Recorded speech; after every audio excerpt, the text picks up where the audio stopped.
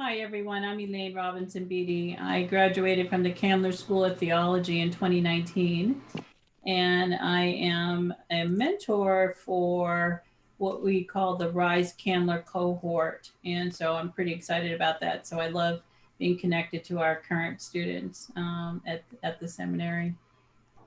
Let's see what else. Yeah. And I live here in Atlanta. I'm a business coach. I'll put my website in the chat. Wonderful. Well, let's give it just a couple more minutes. Oh, I guess I probably should have said what I do.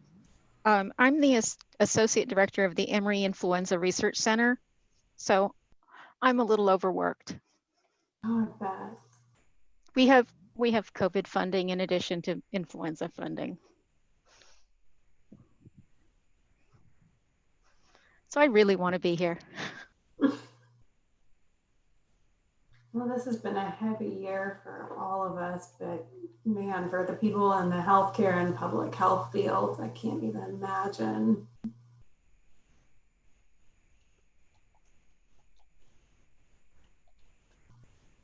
I'm just in research. I feel for the people who actually have to touch a patient. Okay, well, it's 5:35, and I'm sure we'll probably have some more folks trickle in. But I think it's okay to go ahead and get started. Just so everybody knows, we are recording this session just so that we can share it with those who couldn't make it to the live session. I'm sure we're going to have some great content, and we're excited to share it with the rest of the alumni. My name is Laura McHarg. I serve as co-chair of the Emory Alumnae Women Network of Atlanta, along with Janelle. And the Alumnae and Women Network is open to all alumni, as well as the women of Emory. We were formerly known as Alumnae and Women of Emory, so faculty, staff, friends of the university, and we do different types of events throughout the year. This sort of self-care and wellness is a new focus for us that we're really excited about. We've identified it as one of our strategic priorities and something that really we feel is important and we'll hope will resonate with alumni in the coming months. And so, yeah, so look for more content from us coming later this year. And with that, I'm going to turn it over to Rachel Abraham, who's on our executive board. And she came up with this wonderful event and has been planning it along with our wonderful panelists who Rachel will introduce. Again, we're so glad you're here. Feel free to introduce yourself in the chat and enjoy the presentation. Thanks. Hooray! Thank you so much, Laura. I'm so excited that everyone could join us this evening to talk about a very timely and critical topic. So I know that we still have some folks trickling in. I want to be sure to share that just the way our program is going to go. In a minute, I'll stop talking and let our panelists introduce themselves. And then from there, we have a list of questions to drive our conversation together. But we also want to make the most of this opportunity. And so we'll set aside some time at the end for question and answer. So to make our time as efficient as possible, I'm going to ask that you direct message your questions to Janelle. And that way at the time of Q&A, she can address the questions in the order in which they were received. And then perhaps, there might be some questions that kind of are very similar. So that way we can, to be sure to address what's top of mind for you if there's something that we don't touch on. So with that said, Let's go ahead and kick things off with some introductions. We're joined here today by 4 fabulous Emory alumni that also work with the team of Flourish Psychotherapy. And that's a practice that's located in Decatur, Georgia. So I'd love for you all to share with us your name, your Emory college year, and then also a little bit more about the area in which you specialize and what type of patients you serve. So Erin, do you want to go ahead and get us started? Yeah, I'd be happy to. My name is Erin Hennick. I am the founder of Flourish Psychotherapy. I graduated from Emory College in '07 and stayed in Atlanta. Eventually went on to Georgia State to get my master's degree in counseling, and I eventually made my way into private practice. I work with kind of 2 groups of people. One are kind of emerging adults, so a lot of college students and grad school students trying to make their way in the world. And that covers a broad range of issues that they're bringing in. And I also work with adults with childhood trauma that usually looks like complex PTSD or dissociative disorders. And I practice some DBT therapy. I weave that into sessions if anyone knows what that is. And yeah, I have a great team. Not all of us are here, but these are our Emory alum on our team. And I will let them introduce themselves too. So I'll kick it off to Laura on our team. Hey, good evening, everybody. So I'm Laura McMaster. I'm a 04 Oxford grad, 06 college grad. Back in the day, I studied anthropology, followed that up with a master's, and then, like Erin said, kind of found my way. So I found my way over into family therapy, which is heavily influenced by anthropology. So I am interested in cultural issues. I'm interested in systemic thinking, meaning making. In terms of my patient populations, I work with couples, families, and individuals, 18 years and up. I guess I would say I have more of a philosophical way of talking. I want to understand how you drew the conclusions you drew, and then how did that lead to the behavior that you chose, and kind of how do we do both of those conversations at the same time. So yeah, I guess that's it for me. And Gab, how about you? Hi, I'm Gab Rich. I graduated from Emory College in 2011. And then I went to Georgia State and got my master's in social work. Like Erin, I work with a lot of emerging adults. I also specialize in working with the LGBTQ community. And I work with a lot of clients who are dealing with depression, anxiety, and really intense, overwhelming emotions. And again, like Erin, I work in a lot of DBT skills into my sessions with clients. I really like to equip people with the skills that they need to address their challenges on their own and help them feel more empowered and competent. I'll throw it over to Susanna. Hi, my name is Susanna Bales. I am a Candler graduate from Emory back in 2011. So I think it was Elaine that mentioned that. Yeah, hey there. So yeah, Candler graduate. After Candler, I got an MDiv there in society and personality, and then went on to complete coursework and postgraduate fellowship at the Link Counseling Center in Sandy Springs. And I got involved in family systems, family therapy there, and went on to get my license and a licensed marriage family therapist. I am very similar to these other ladies in a lot of ways, very interested in meaning making. And I kind of bridge the gap between skills and then philosophy. So I'm really interested in that kind of in-between space. And so I do work with adults and individuals, but really from a systemic perspective, whatever that system is, right?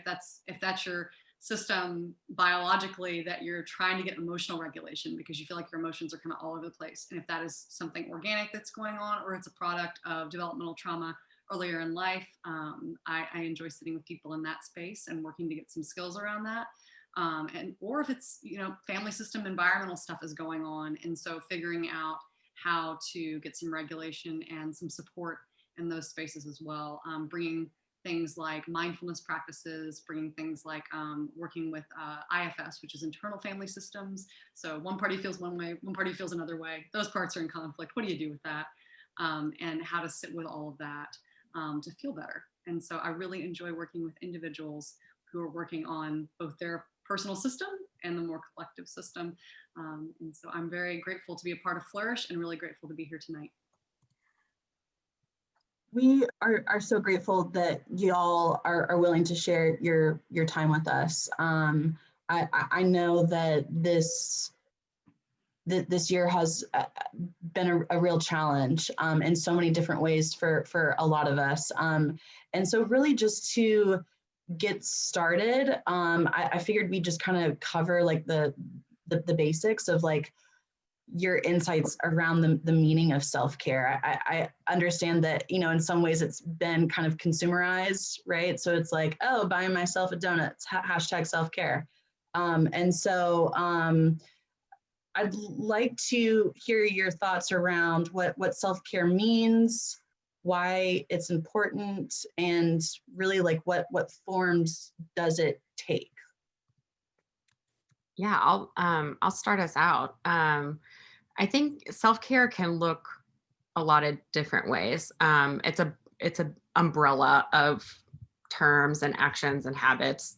I mean, it's basically care of yourself, and that can mean physical wellness and your health, your mental well-being, your spiritual wellness, all of those things. And it can really be on a continuum from, buying the donut, if that's really what you're needing that day, to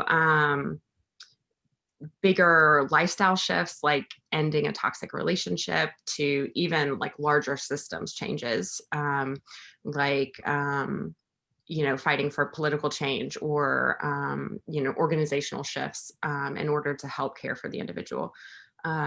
So self-care can really embrace a lot, but like you said, Rachel, it's kind of been consumerized to those really small actions that we can do because they're the easier ones to do on a daily basis. So those aren't to be discounted, but that's not the only form of self-care. So it can be those one-time tasks, or it can be habits that you develop that you make sure you're doing on a regular basis, like body movement and how you work exercise or regular movement into your routine.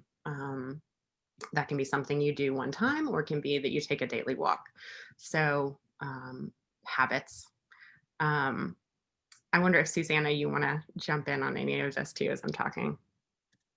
I would echo all of that, and it brings to mind the words of the poet Mary Oliver, that the letting the animal of your body love what it loves, and self-care being about this idea of what is the animal of my body? What does that even mean, first of all, and what's involved in that, and how can I pay attention to that moment to moment? Because what my body needs today is going to be different than what my body and mind need tomorrow. And the practice, the habit of noticing. And so noticing you need a donut is one of those ways, and noticing that you need some sunshine is one of those ways, and noticing that you need to start therapy is one of those ways. And so it's the honing in and stretching that skill would be all I would add. Yeah, I like that you brought in the noticing piece, because I think oftentimes when we're not getting our self-care needs met, it's because we've been distracted or haven't been noticing. And then sometimes it's a systems issue, that systems are interfering with our ability to do the things we need to do to take care of ourselves. Yeah. Knowing the difference between those and being able to differentiate, because a lot of times unhealthy systems tell you that the individuals are unhealthy. And so like one of my favorite definitions of health in a system is that a healthy system cares for the members within it. And an unhealthy system is taking care of perpetuating itself as a system. And that's what it's concerned about.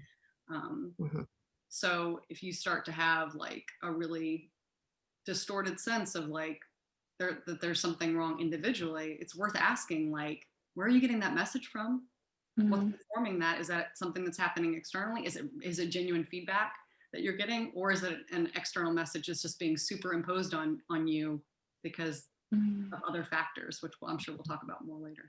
Sure. And how did the system help you believe it? I think that's one of the tensions, and one of the concerns that come up around the holidays is a lot about belief, and a lot of kind of like, is this still true? Are we still doing this in the family? And why do I absorb it? And how can I stop absorbing it?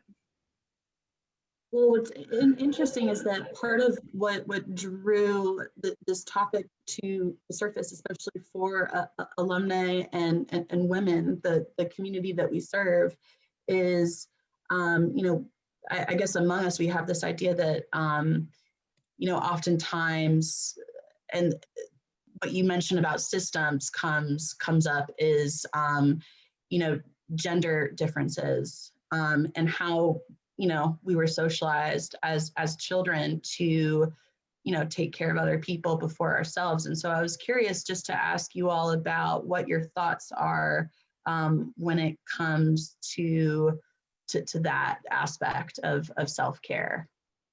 I can speak to that. I thank you for the conversation starter. I had remarks around involving everybody in the holiday. I think it can often fall on mom's shoulders or mother-in-law or grandma's shoulders to make Christmas, and I would advise against that, or find other ways to address the holiday than to let that execution fall on one particular person. And I think, as I just said, it's often the woman.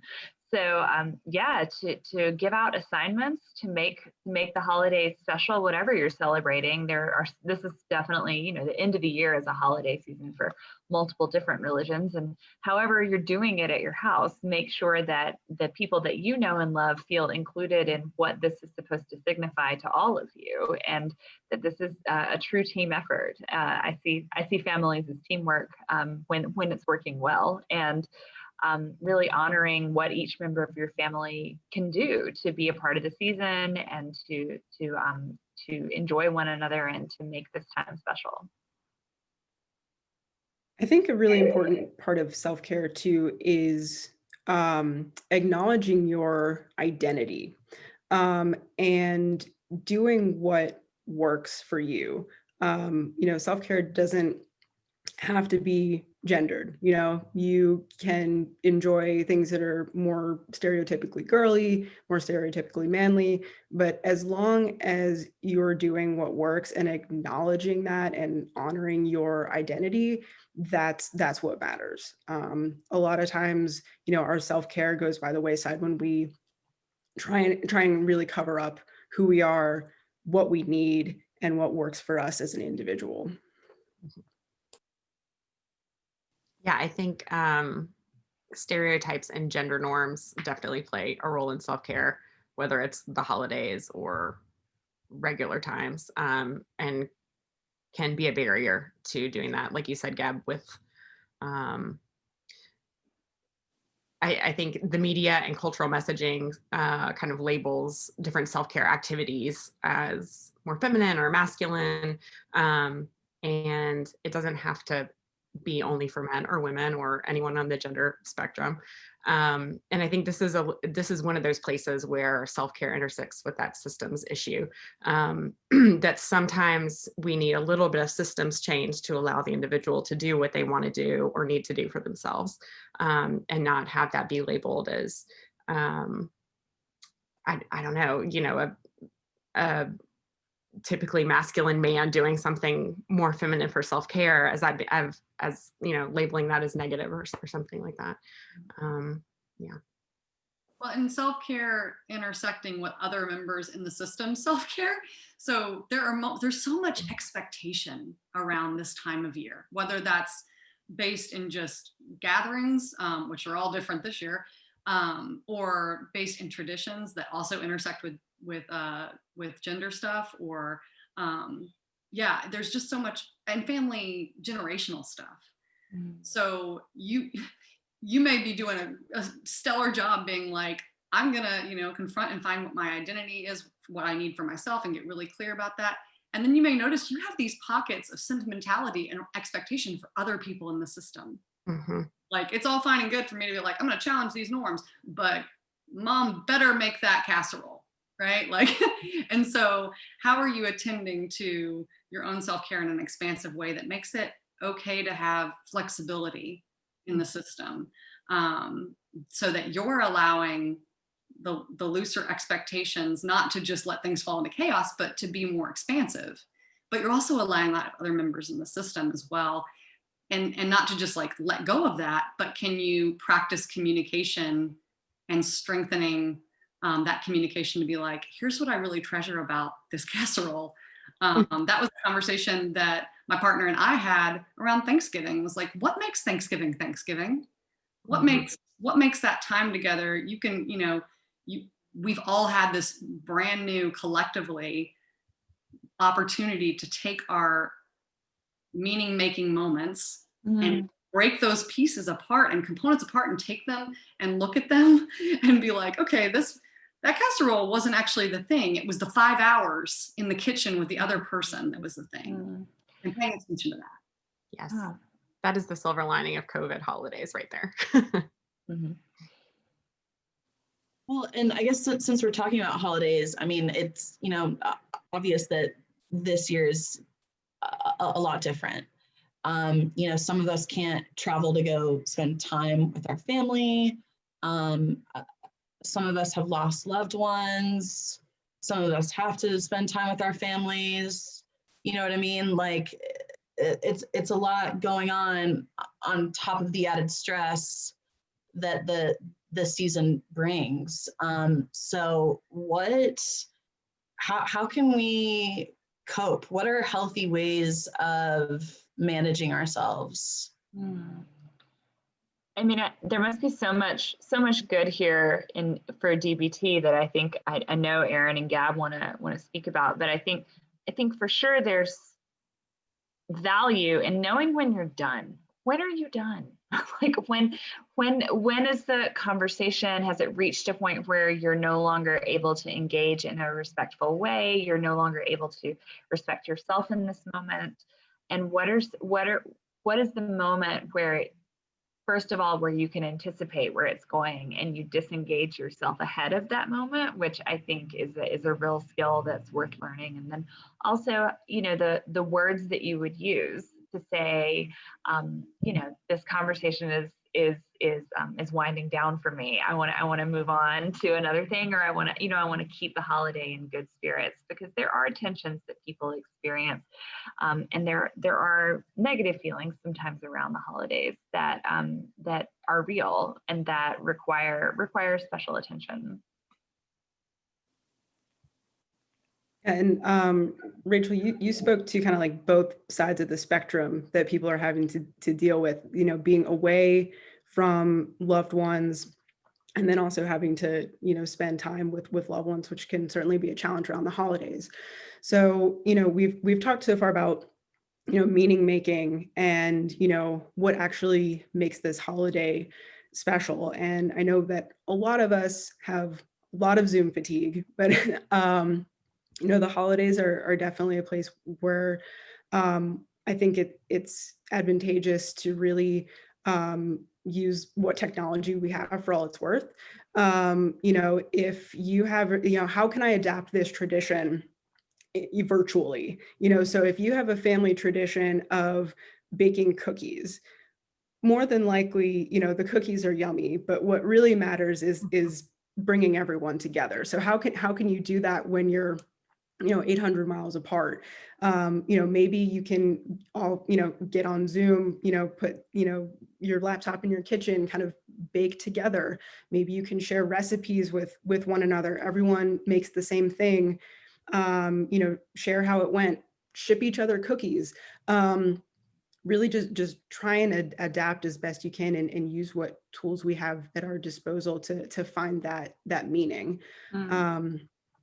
And then on the other end of the spectrum, where we're spending time with family members, This is an especially challenging year. A lot of political tension, certainly a lot of tension and discomfort around the pandemic. A lot of family members might have differing levels of comfort when it comes to things like wearing masks or social distancing. So in that situation, we want to really focus on what is within my control. Like, what can I do individually to help myself feel safe? So what's in my control is, I can wear a mask, I can try and take a step back. If I feel overwhelmed, I can step outside and take a break. And just, acknowledging that I can't control what anyone else does as much as I might like to. And really just focusing on doing what you can for yourself. Mm.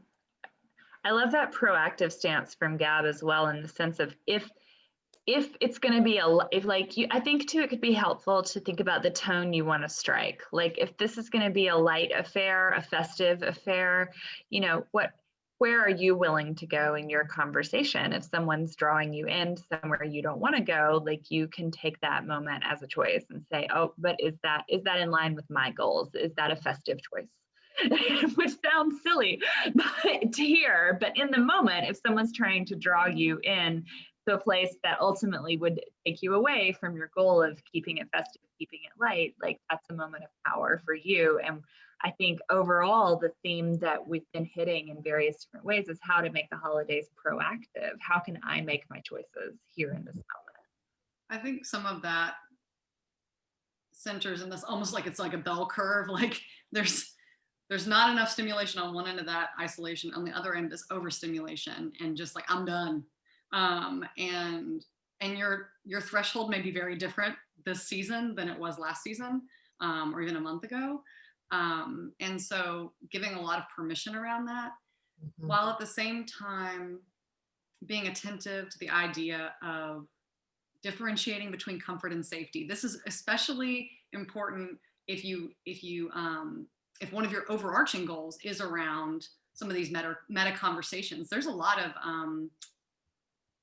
energy right now around some big conversations, some big stuff societally that the society is wrestling with, and it may not.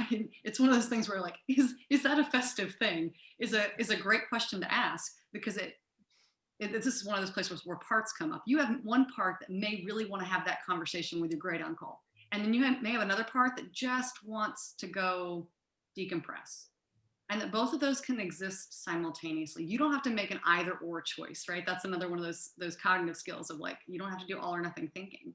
You may be able to say, my nervous system can't handle that right now because I'm in the middle of pumpkin pie. But I'm gonna flag that conversation because it is something that I do want to talk about, or I do want to address at some later point. And I can make that differentiation because it's not comfortable right now. But my long-term goals might be that I want to have a conversation, even if it is uncomfortable, because that's something that I have going on this year, in a year that I didn't have in the past. And that circles of control, you didn't say circles, but this idea of circles of control is so important. Like, again, combating that all or nothing thinking, because with anxiety, a lot of times what happens is avoidance, right? Like, I just can't deal. And sometimes self-care masquerades, or anxiety is masquerading as self-care. It's like, oh, I'm just not gonna do that. I can't do that right now. Like, maybe you're anxious because maybe it's not comfortable. Can you titrate the discomfort? Can you get a sense of management with, I can't control great uncle, but I can control X, Y, and Z. I can control how long I stay in the room. I can control how long I stay in the yard, or how long I stay on the Zoom call, and being able to stay in the zone of regulation. Because the truth is, if you flip your lid, if you really let yourself get dysregulated, you're not going to have that conversation that you really want to have, because those conversations happen really in a regulated place, where my connective stuff in my brain neurologically can resonate with the connected stuff in your brain. And if I'm too angry or too triggered, too stressed, or too anxious, I can't do that with you. So there's a balancing act. I want to introduce a DBT topic since Laura brought it up, and how we frame exactly what you're talking about, and how I've been having this conversation with so many clients right now, which is the balance between your objective, the relationship or relationships, and your self-respect or self-care, and how that is like kind of shifting all the time. So I have one client who is super like, she's the liberal one in her family, and all the rest of her family is super conservative, and she sees it as one of her roles to like go into family celebrations like kind of armed and ready to go. Like, I'm the one that's going to challenge everyone's ideas this year. And you know, all my clients are so exhausted from this year that, like you were talking about, Susanna, the idea of having that conversation with your uncle is just exhausting. So the objective has kind of shifted there. Like, her self-care needs a little bit more nurturing than the objective to sway Uncle Bob's opinion this year. And that can be okay. And next year, if your self-care bucket is a little bit more full, and the relationship can sustain that tension, your objective might shift a little bit.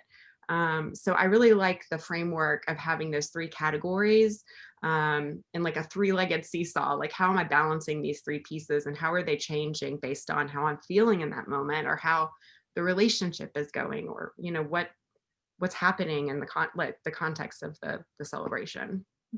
And Erin, do you want to define DBT? Because we haven't, I don't believe, as yet. Yeah, I sure can. It's dialectical behavior therapy. It's a type of therapy that it's a behavior therapy, so it's structured in teaching skills, but it's also really balanced with validation of, you know, where you are in the moment and of your feelings, and that's on a dialectical balance with change. So you're always balancing wanting to change, but also validating where you are in the moment. And that's been created into a system that Gab and I use in our work with clients. Yeah. Okay, so it sounds like, I mean, I guess just like walking through this, if I'm, you know, getting ready to go to a family dinner, and Erin, like you mentioned with the client who is like the token liberal of the family and being armed and ready, what's something like, what do I do, and how do I get a sense of self-regulation? Like, what can I do in anticipation of an uncomfortable interaction or conversation to get myself ready for what's to come with this family dinner, for example? Yeah, I think just the idea of like coping ahead can be really helpful. Like, you know the family that you're going to be with, whether that's by Zoom or in person. So kind of thinking ahead, like what are the things that I know are going to happen, and how do I want to participate or not participate in those things this year? You know, if we're using this Uncle Bob character, poor Uncle Bob, if he always says this like one joke, and you really want to make sure that you challenge his viewpoint on that this year, you know, kind of think through the steps of that. Like, what am I going to say? What do I imagine the other family members are going to react with? You know, if this escalates, what's my exit strategy? Or on the other hand, like, you know, he's going to say the comment, and this year you just really can't. Then how will you steer the conversation in a different direction? How will you exit the room? Just kind of thinking through, like, how do I want this to go well? Because sometimes, you know, things don't go well, but you can always cope in a way that you want to cope. And I would tag on to that as well, to remember that family events and family dinners, they're not passively occurring to you. Like, you're actively there. And I think that there's a lot of tension around, how am I actively here without trying to affect change with everyone? And I would love to hear from Susanna on like the power of silence and just like holding space. You can be there and without like sort of reverberating on to everybody, but you can have presence. You can have presence there. And is there a way to be there without feeling too passive? But I would also say, on the flip side, not meddling, like not going into an active zone where ultimately you walk away hurt.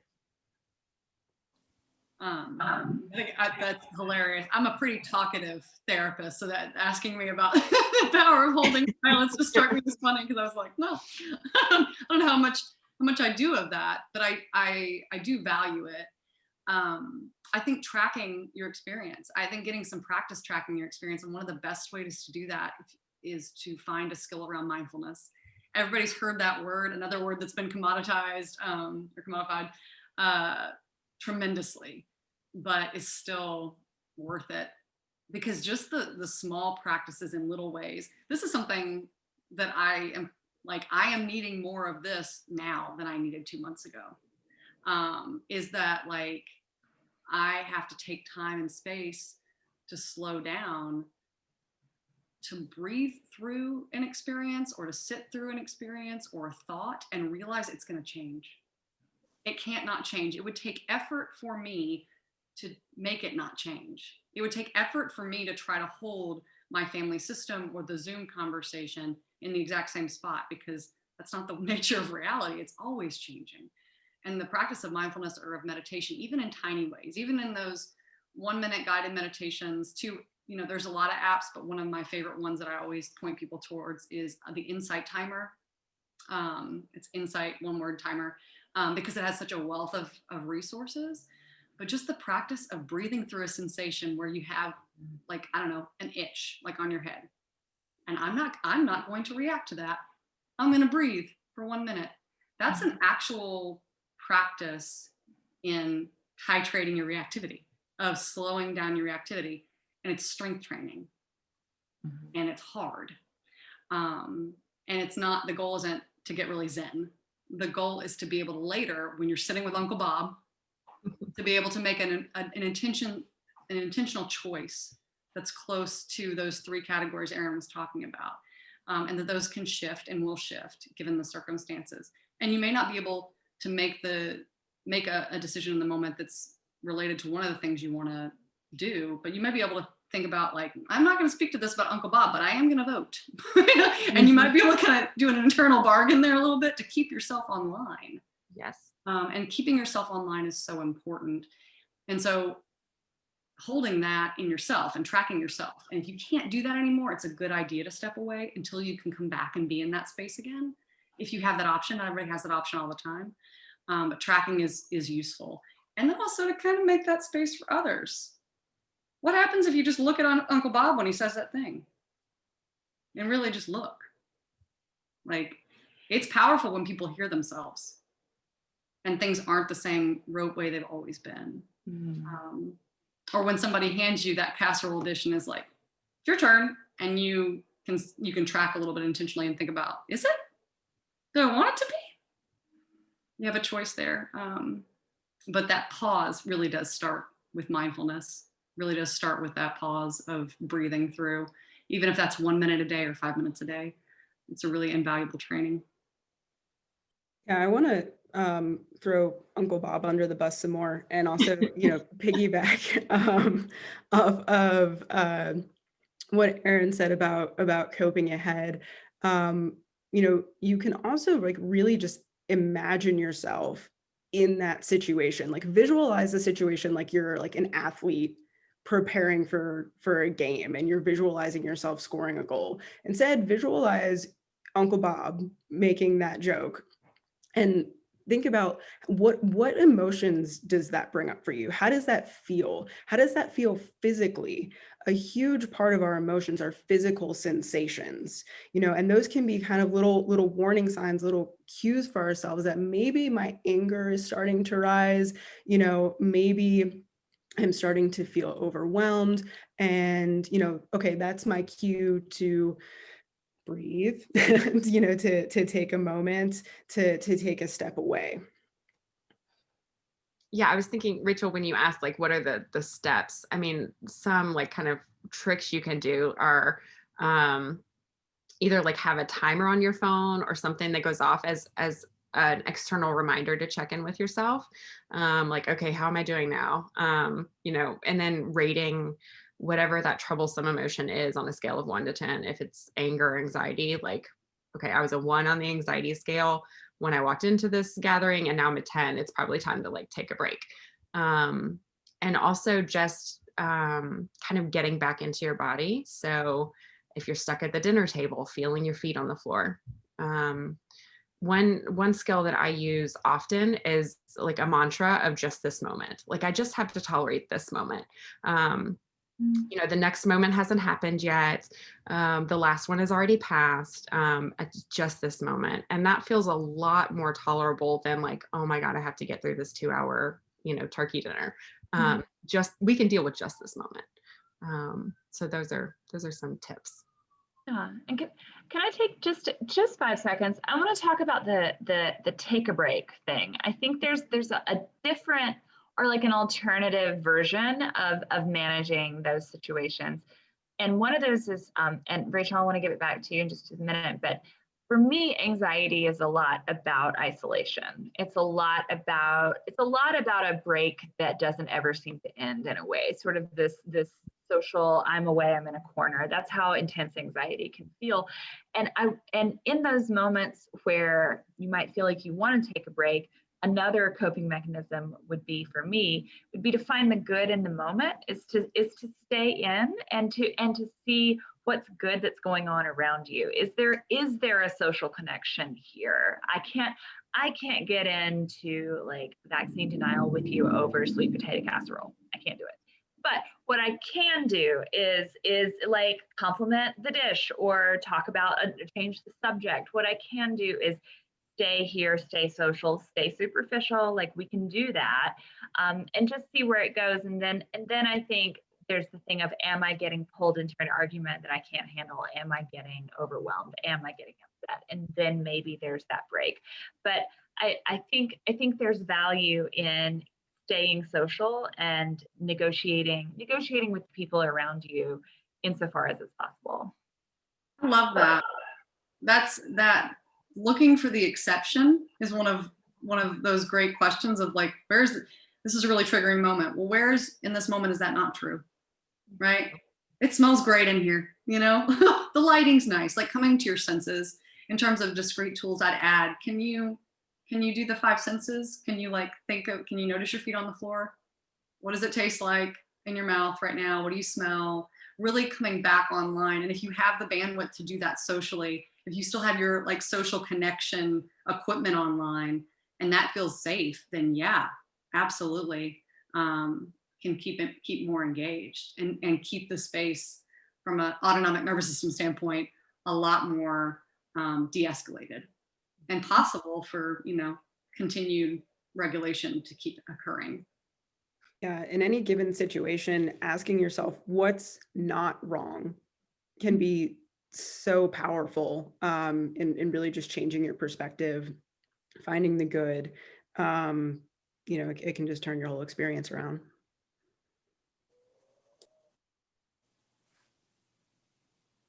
You know, we've tried to all do that with finding the silver linings of 2020, and there certainly are some. And I suppose we didn't quite jump into just whatever this new normal is. And so oftentimes I've heard this described as a collective loss that we've all endured.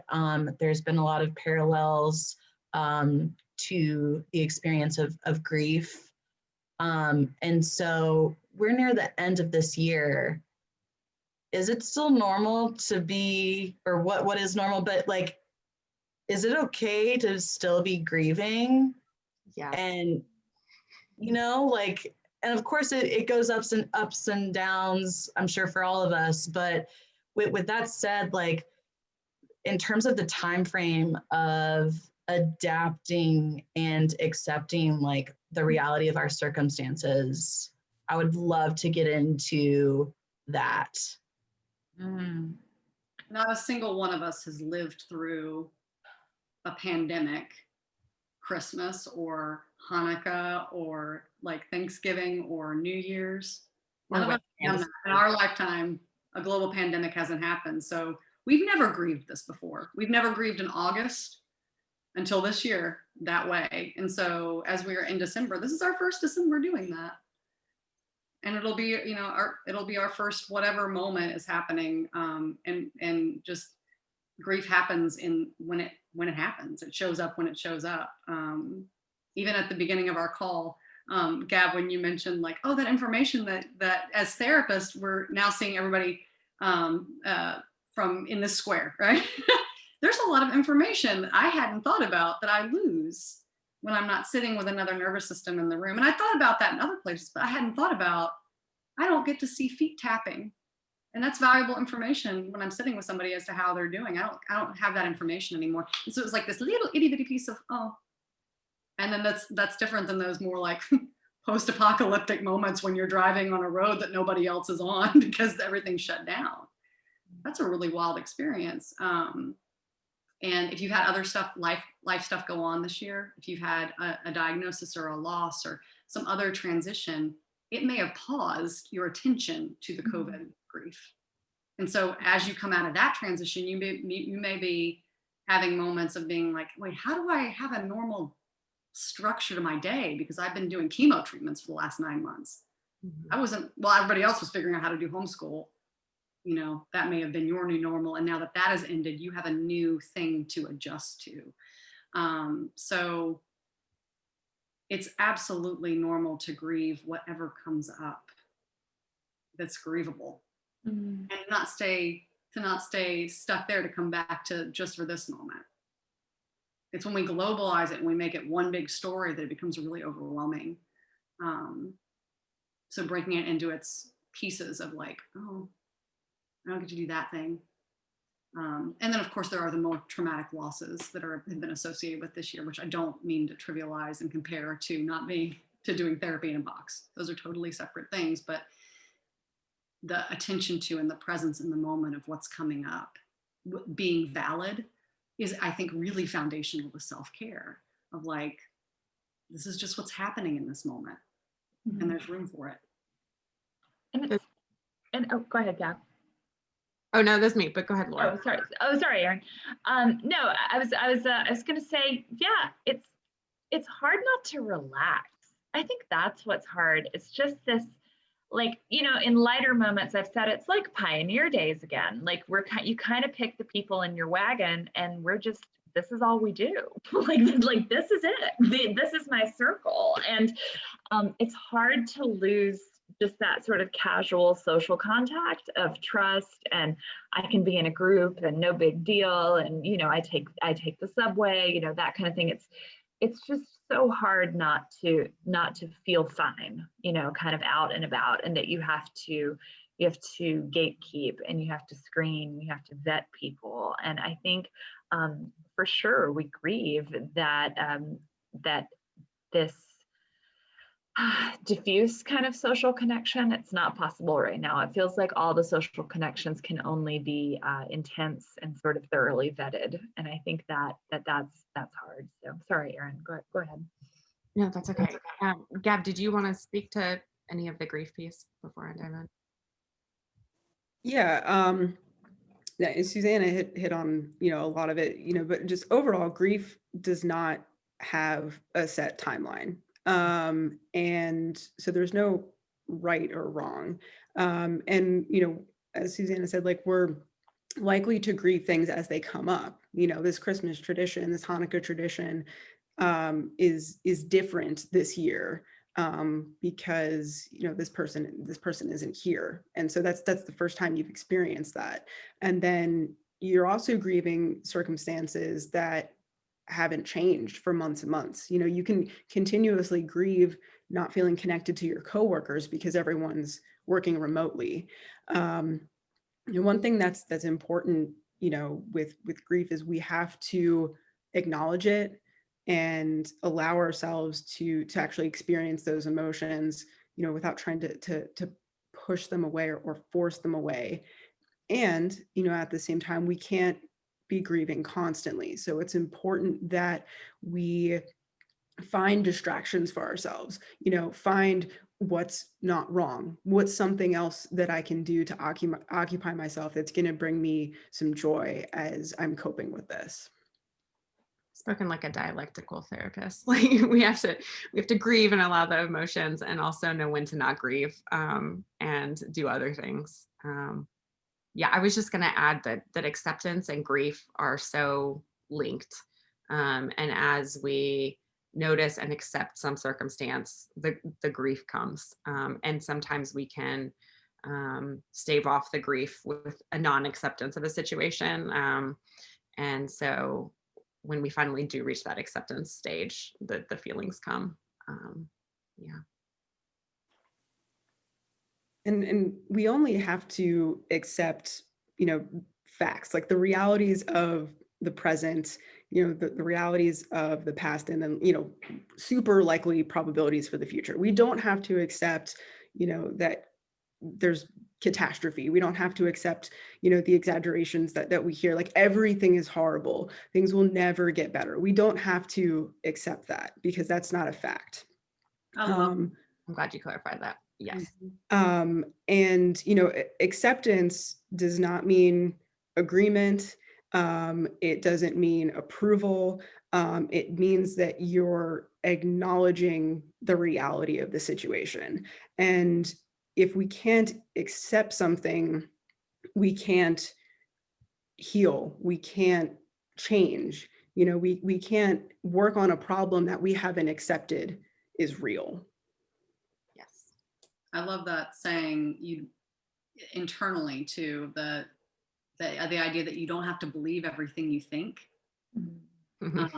Because when we get into our own internal catastrophizing about like what might happen, like that you don't have to accept that out of hand, that you can come back to what you know to be real and true, and I think is really powerful as well. And a secondary layer of the grieving process of what is, right? If you encounter a fact that you want to grieve about, there's sometimes that can get, one of the ones that has been an element related to how do I get through, or how do I work through, is when you encounter a moment of grief related to COVID and pre-COVID, which if you encountered something before, in the before times, and you had a plan for how you would cope ahead with that, and that plan ahead isn't available to you now. So if the way you would cope with a really rough day at home would be to go to Target, and that's not relaxing anymore to your system, or a good idea for any number of reasons, it's like, my toolkit, I had a toolkit, I was good, I had a toolkit, and now a toolkit's messed up. And so to be able to make space for that kind of almost secondary loss, because it's not just the loss of the normal, it's the loss of how you dealt with things when things didn't feel normal, might be new too. And then there are a lot of silver linings in that. I've seen a lot of people adapting and making space for accepting what is, and then being like, okay, if this is what is, what can I do with that? Mm-hmm. If we've taken my life down to the studs, I really know what's holding my life up. I really know what's mattering. And so you're seeing all these skills and hobbies coming back. I've had 3 people tell me that they got into bird watching in the last week. People in their 20s, which you'd asked me 4 years ago if I knew any 20-year-old bird watchers, I'd have been like, no. But like that's become really regulating to people because we're slowing down, and there's some opportunities. But you don't get to those opportunities if you don't make a little room for the grief that walks in the door and then is going to walk back out again. It's just a matter of letting that visitor come in and do its thing.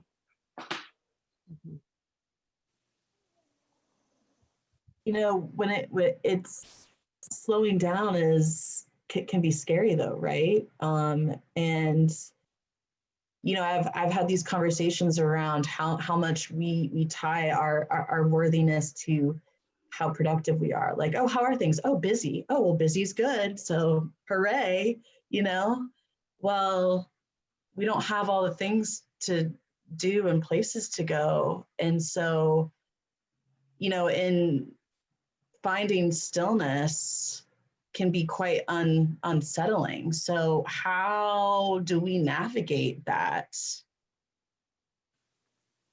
Yeah, I think earlier I think Susanna talked about titrating. And I think this situation has been unique in a lot of ways, but it really has like slowed us down, so quickly. that we really haven't been given the chance to learn how to titrate that. So I think there's some balance in filling that space with something else. And that may be figuring out other distractions so that you can titrate with your nervous system a little bit at a time. If you feel like you can't slow down, find some other distractions. And I think that's where, people were bread baking and like learning new hobbies and kind of filling that space to give yourself some time to learn how to slow down. And that may look a lot of different ways. I see this with folks who tend to be anxious anyways, like kind of hyper aroused. You can't just like walk into a mindfulness exercise and like close your eyes and breathe. Like that's going to be a panic attack. So we work really slowly into that. We start by focusing outside of our bodies. If we're slowing down, we slow down by hearing things far away or smelling really strong scents or feeling really intense cold things.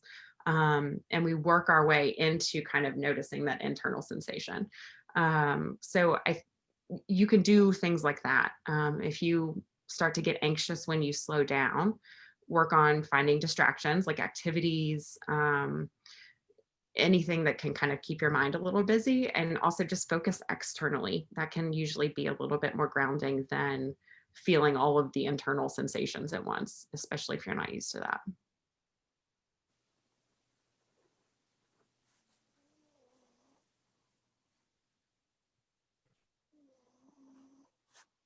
So I wanted to leave some time for everyone to ask questions, but to kind of, before we do, I am curious about seeking care in terms of how do we know that that's something that we should really consider for ourselves, and then also what the process of that looks like. Mm-hmm. Yeah, I'm happy to speak to that. I think the tipping points for entering therapy can look a lot of different ways for people. One good thing about COVID and meeting virtually for therapy, at least, is that it's made it a lot more accessible. So I think that barrier to entry is a lot lower. And if you're feeling grief or a lot of feelings lately and you want some help, I think that's a perfectly acceptable time to reach out to a therapist. That's a time and a place where they can help you kind of suss out what's going to be helpful. And a good therapist is going to say, I think you're doing okay. Like, keep the skills up, check back with me in a month. Or they might validate like, yeah, I'm really glad you showed up. Let's work together. I think we can really help, shift things for you.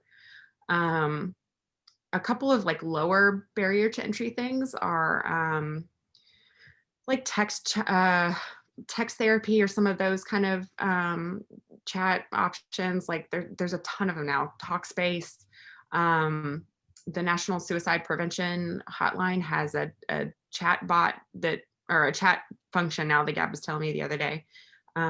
There's a text crisis line that I've chatted with, and it's fantastic. And I can send all of those resources to you, Rachel, if you want to disseminate them.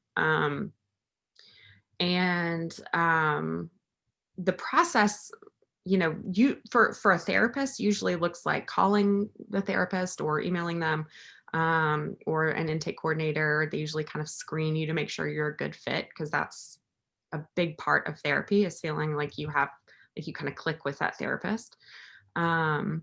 And then, scheduling an appointment. They're usually an hour, and there's usually paperwork, consents and information gathering ahead of time. And then the first appointment is kind of a getting to know you appointment. They'll ask you questions. They'll give you time to kind of bring up what's going on with you, and then decide with you if this feels like a good fit, and move forward with skills and helping you feel better and, reach whatever goals you want to head towards. I would add to that too. I have a number of clients who have booked for one reason, but then as sessions go on, it's for something else. And Yeah. I think, you know, there's an idea of sort of I'm paying for a particular service and I want kind of this particular through line. And if you on the call are considering booking services and you're like looking for that, I would encourage you to keep an open mind in terms of relationships, that therapy is largely relationship driven and that the fit is important, but also this kind of ad lib nature is one of the best things about the work, is you're really listening and to somebody, and that the thing you think you want is what you want when you book, but that there's layers to it, and you know, and that you know, we go somewhere together, and that it's a very relational activity. Mm-hmm. I would add to that you also have a lot of agency in the process. Mm-hmm. So you don't have to go somewhere you don't want to go, you're not ready to go. That there is the dialectic of like, I'm here for this, and a part of a therapist's job is to hear where you're at. And so I do think that still kind of can remain kind of an emotional barrier of like, oh, I don't want to. I know a lot of people who are like, I'll do that later, because once I open that door, I have to deal with all this stuff. Mm-hmm. Nobody said you have to deal with all this stuff. Like what needs dealing with right now? Like what's crept up on you? What's become disruptive? What's become too much? And to start there, and then once that feels better, feels more stabilized, and you feel like this is actually really helpful. What else is in this box? You know, like I've got in this box, and then it can be really a really transformative, healing, relational space and experience. But at the same time, it should be very honoring. So if you come in and you talk to somebody or you consult with somebody and you're like, here's what's going on, and you don't feel heard, or you don't feel, or that you're like, this is the issue, and they're like, no, this is the issue. It's like, well, you know, you have a say in that. Trust your gut. There's a lot of agency there, and that's really important. It's really important because I mean, we talk about fit for therapy, and one of the greatest outcome indicators for therapy. But it's not just like fit, it's about your assessment of your fit, right? It doesn't matter if I feel good about it. I may think you're the best, but if you don't feel like the relationship's meeting your needs, then it's not going to be that useful. At least that's what the research bears out most recently that I've seen. And it's worth shopping. It's worth searching because that stuff is so important. So if the first 5 people you talk to aren't fit, you have options. There is a lot of help available. I think that brings up a good point, which is like, how do you even find someone to interview? Like, how do you find the therapist? I know that some of the programs like Talkspace help match you. You know, at Flourish, we have 7 therapists now. We kind of have our own internal criteria, and our intake coordinator asks a lot of questions on that first phone call to try to help you match with who you might be a best fit with. But there are tons of therapist directories. There's like Therapy Den is one, Psychology Today is one. There's Therapy for Black Girls, which is like a local woman who started a directory, and there are tons of these like all over the place. Just Google them, and they will have therapist profiles and ways to contact them and searches you can manipulate to find just the one that takes your insurance. So yeah, you can start there, find the one, you know, whose picture you like, whatever feels, you know, whatever helps you get drawn into them, and then interview several. And something I think is important to validate is that therapy is hard work. You know, it's not something where you can just kind of plop down and you're like, all right, fix it.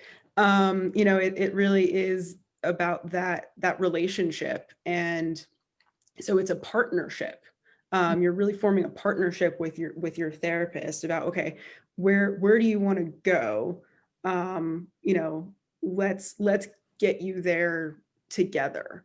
And, you know, so I'm going to, you know, use what I know to help you. And then, you know, your half of things is using it, practicing it, coming back, what worked, what didn't work. So I think that's something that's important to note, is that, it takes time, it takes effort. It's not just that 1 hour a week. To make real change happen, a lot of the work happens in those 6 or 13 days between sessions. Mhm. Absolutely. I saw someone commented about the Emory faculty and staff can reach out to faculty staff assistance program.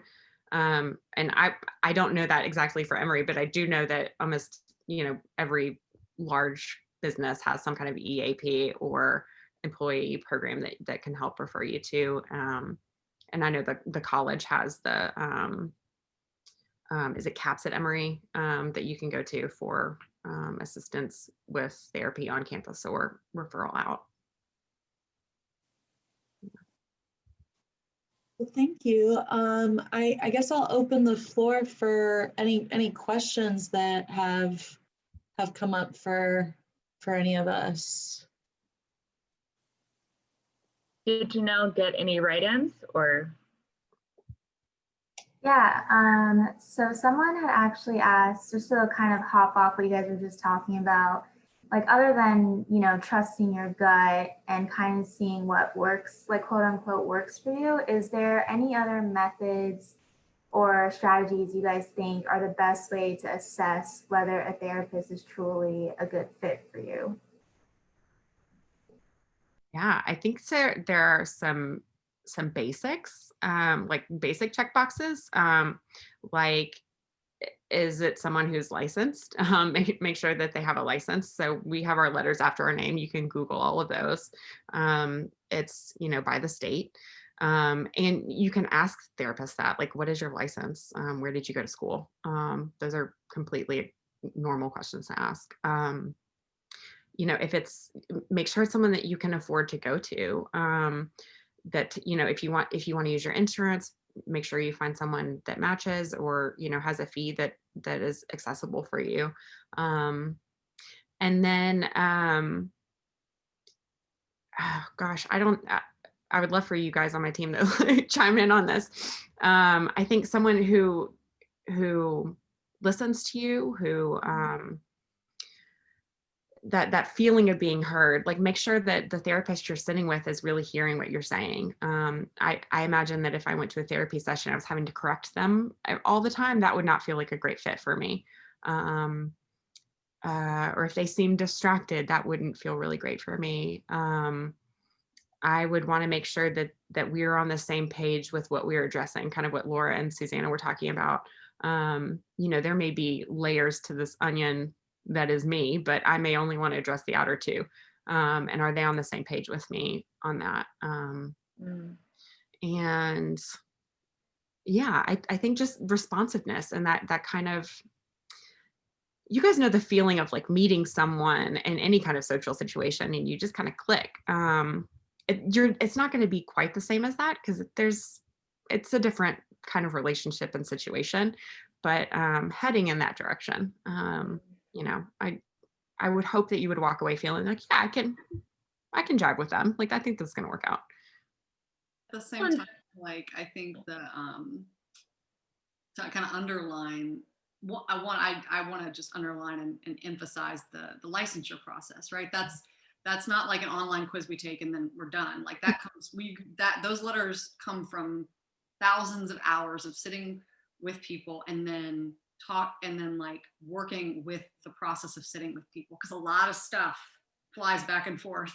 And you may initially be like, oh, I really want to sit with that person because they remind you of your mom. Like that may not be what you need in therapy, it may be, I don't know. But like our initial reactions and stuff like that, and also are worth knowing that gut feeling. And also like that gut feeling is information, but it may not be the only information you need. You may need that licensure information. You may need to know what kind of therapy orientation they have or what kind of populations that they work with.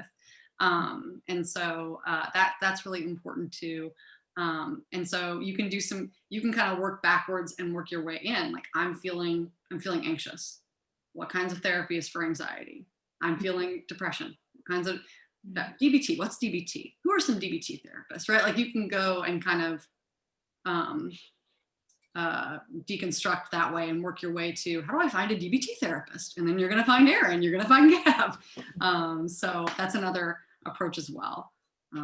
I will say in response to that, though, I do think the field has a lot of information. If you get to Googling about different kinds of therapists, different kinds of approaches, in my work, in my professional opinion, I go big. I really respect that big in the sense of aerial. Like I don't know that the deep drill down is always the best way to shop, in the sense that I really respect the improvisational nature of therapy. I really respect our old friend Rogers about positive regard. I mean, I think to be trustworthy and to hear someone and to sit with them is the first session, and the technical skills that come later, they matter, and you execute them, and I believe in them and I use them. But I know that I personally want to sit with people and just hear them. I think that's the big skill, and then we work on the change, and then kind of we get into more of the technical skills and how we do that. So, you know, every person shops differently, and I guess I just want to speak for the broader themes of why you might want the service and how it might feel in a grander kind of scope. Yeah, I think to piggyback off of that, unless someone has said like you need DBT therapy or you need to find someone who does IFS, that it really probably doesn't matter for your first like entree into therapy.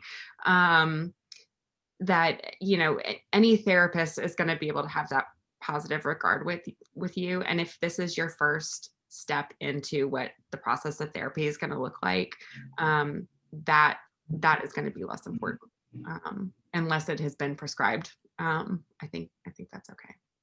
Yeah, and to piggyback off of that as well, you know, if you go on Psychology Today, therapists will list like, you know, their specialties, you know, types of therapy that they specialize in. So if you're just really looking for a therapist just in general, someone to connect to, a good thing to do is read their like little personal statement, like, because that gives you an idea of like what is this person about, and if you jive with that can be a good indicator of, you know, maybe I want to reach out to this person, you know, see if I can schedule a consult call with them and, you know, hear their voice, and how do I feel about that.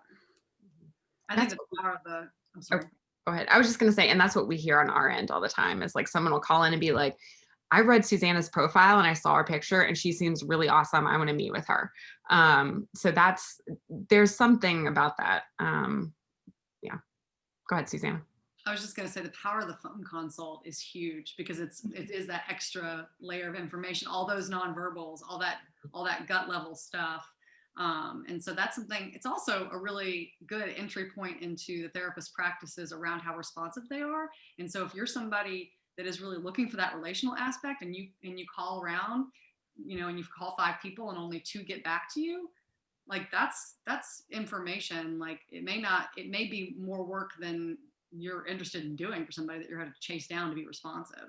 And so to be able to be like, oh, this person like listened to my voicemail and called me back within a timely manner. Like that's the level of responsiveness. And I think different nervous system, different attachment backgrounds, different like histories, personal histories, all need different amounts of attentiveness and connectivity.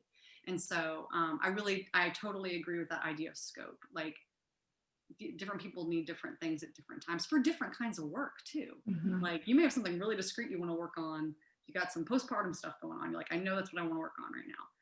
Or I just had a loss, mm-hmm. or just a more nebulous feeling of like, nah, I'm not where I want to be. Mm-hmm. And I don't even know where that is, you know? So I think it runs the gamut. Yeah, to like you just mentioned, you know, you don't have to know where that is that you want to be. You can come in and just say something's wrong. I don't know what it is. Something is just wrong, you know, and you know, we may ask you like, what do you want to accomplish? I don't know is a perfectly acceptable answer. Like we'll get there together. We'll figure it out. But just something doesn't feel right, that's a good enough reason to seek therapy. You don't have to know exactly what it is you want to target. That idea of we'll get there together, that even happens in phone consults sometimes, of like, oh, I want to work on this. Oh, that's not my specialty, but I know somebody. You can get an actual human therapist on the phone. That therapist knows other therapists, and they know them, like they know their work, and so that can be really valuable as well. And so sometimes, I may be the connective tissue. I may be the person on the journey for a second. That you're in the middle of this territory and you're like, I need a map. And I'm like, I have a part of the map and I know somebody else who has another part of the map. And I know that map's not the territory, but let me connect you with them. And that's totally normative from our side of things. Like we'll see a client for 3 sessions and be like, I've really gotten to know you. And I know, like, Susanna is actually going to be a better help for you than I am. I'm going to set you up with her. So therapy doesn't always look like a straight path. Rarely does.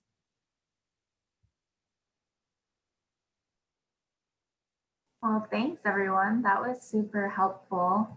I have another question for you all. So someone asked, what should you do if you're worried about telling coworkers that you're feeling overwhelmed by personal events, current events, and are having trouble focusing throughout the workday? Well, welcome to the club. This is tough because in a work environment, you have expectations of your job and your role that you're having to meet, but also you're human, and some of those expectations are impossible to meet in this context. I think answering that question is probably really dependent on your work environment. How safe is it for you to talk to your manager? Do you work on a small supportive team where it's safer to bring that up? Or, are you at a bigger corporation where there's an HR department where you could go talk to someone that might be able to help guide you? One thing that's important to keep in mind is whenever you're in really an emotional state, whatever that might look like, it may just be being in Corona 2020. It can sometimes be hard to make decisions and think clearly, like you're in an emotion mind. So having another person to bounce ideas off of, whether that's an HR person or a trusted coworker or therapist, to help you kind of navigate those things, that's going to be really important. But what I hear in that question is like there's some need that's not being met. Someone's not able to function at their job in the way they want to. And that is definitely something worth addressing. Whether that's being able to talk to a manager or getting help outside of work, finding some support is going to be helpful. And stressed out brains can't focus. So I just want to normalize that. Like it is hard to focus when things are stressful. And I want to flag too, like any kind of, I would say in the last 5 years, like any kind of political confusion that could be happening at work, in the sense that it's people want to talk about safe spaces. They want to put forward an emotional connection, possibly for management or HR.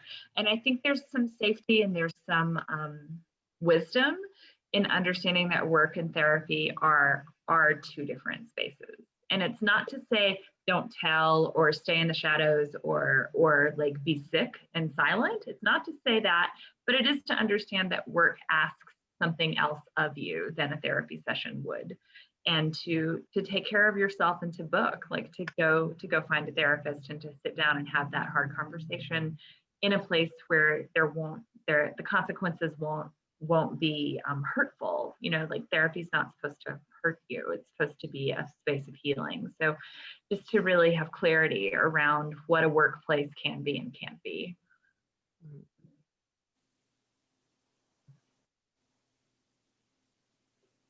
Awesome.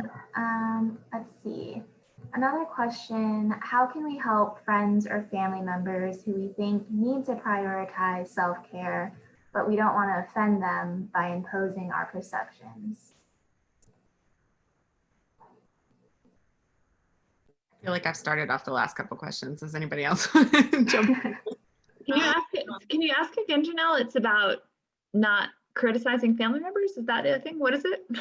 It's basically someone wants to know if you have friends or family members that you think should be prioritizing self-care more, and you want to help them, but you don't want to offend them by imposing what you see from the outside, essentially. I mean, I think the old oxygen mask metaphor was going to make it in at some point during our conversation today. It's like non-negotiable that somebody has to talk about putting the oxygen mask on yourself first, and so before you can help anybody else. So the first, as soon as that's asked, the first thing I would scale back and turn the question around and be like, how do you know they need help? What's happening inside of you that tells you they need help? And it's probably really valid, but like, can you get some insight into that, and then maybe think about like, what do you want to do with that, right? Like, I know they need help because there's something really behaviorally clearly going on that's problematic. Their relationship to a substance has changed, and I'm concerned about that. Like, that's a really discrete thing. They're really annoying the bejesus out of me is something slightly different, right? That may be more, that may be more dialectical, and that may be more joint work. So when we talk about like family systems, that's a recursive relationship. What I do affects what you do, and back and forth and back and forth. And it's happening at multiple layers. So sometimes, all that to go around to say, sometimes if you get yourself help, that ends up helping your family. Not all the time, but what I can guarantee is that it does change the system. I can't guarantee if it changes it, making it easier or making it harder, but I can tell you if you change one piece of the system, the whole spider web wiggles. And so if you're looking for change in the system more broadly, like I want our family to have more sense of cohesion around family time, you getting your own help around that can be really useful. If it's, I need to have this conversation because I know my brother's depressed, then that's a slightly more distinct thing, and more contextual. And I think I'd probably be overstepping this space from this moment right here if I got into the grains of that, because that has to do with y'all's relationship. But broadly, it's probably a conversation worth trying to figure out how to have. And it goes back to what Erin was talking about of like, are you alone with that experience? And if so, can you get yourself some support? Is that therapy? Do you need a therapist to kind of talk that out with? Or do you need to call a trusted friend and be like, I don't know what to do about my brother, So so that you can get more space and bandwidth to make the choice you want to make about it. But it is highly contextual, so I don't want to overstep either. One thing I can speak to generally is if you do decide it's something like discrete, like I know this person is depressed and I care for them and I want to talk to them about it. Knowing the most effective time, place, and circumstances to have that conversation is really important. You don't want to bring it up when they're tired or you're hangry, and you've been working all day. You might not be your best self. They might not be their best selves. You really like, timing is of the essence when we're having difficult conversations with people. Mm-hmm. And then thank you for that. I think one final question, and probably a good way to wrap up our discussion today, is with the vaccine on the horizon and everything starting to reopen, what are some ways that we can navigate any feelings of anxiety or concern around having to adjust back to normal, or the new normal, I guess, as people are starting to say?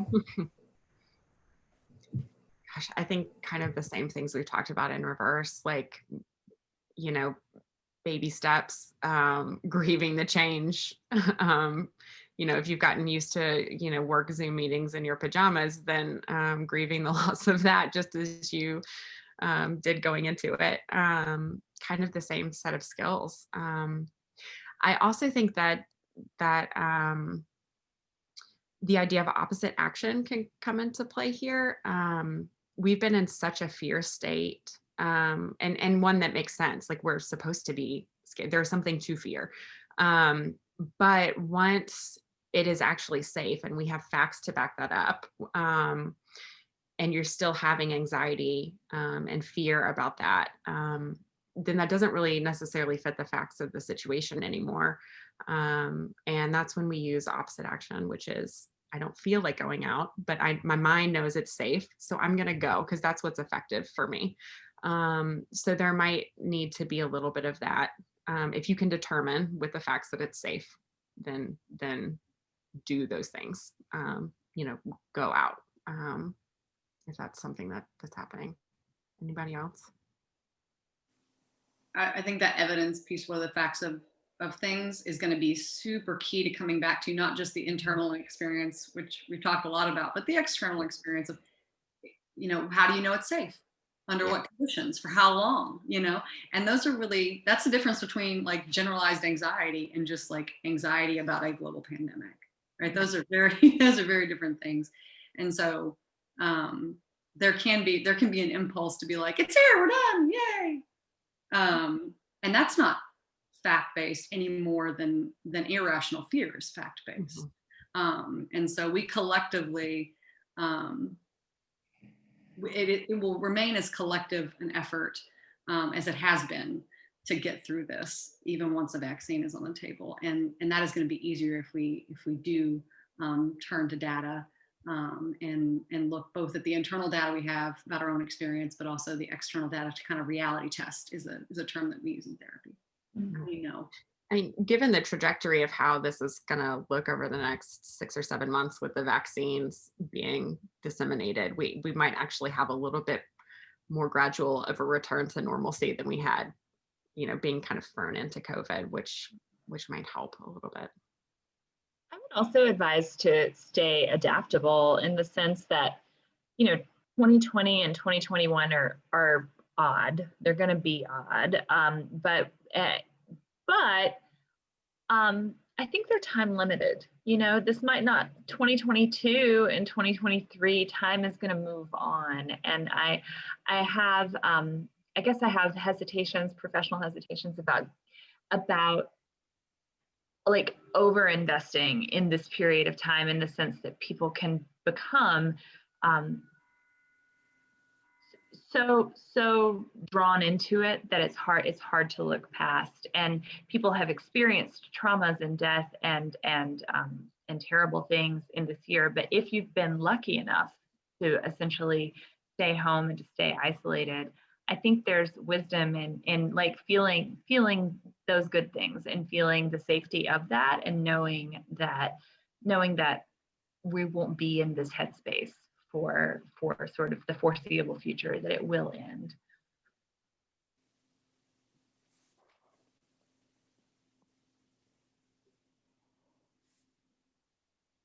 Well, thank you all so much for sharing your time with us and your insights.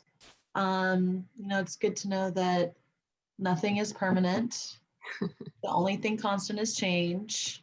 And that when it comes to our self-care, there is no one size fits all.